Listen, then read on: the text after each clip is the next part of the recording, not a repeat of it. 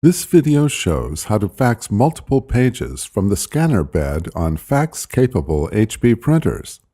The fax connections for your HP printer must be set up before you can send a fax.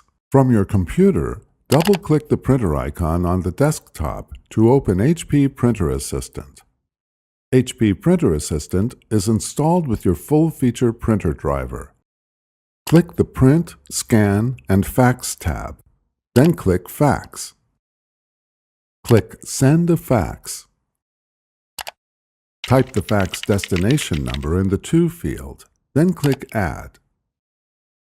Before heading ahead into the video, in case you are facing any issue with your HP printer device, get in touch with our HP printer expert. From the Printer Assistant, click Add Scan.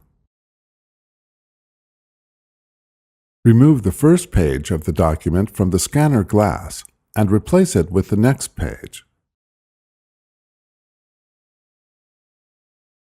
Click Add Scan to add the new page. Continue scanning each new page until the entire document is scanned. Click Send Fax to send the scanned documents as a fax to the destination number.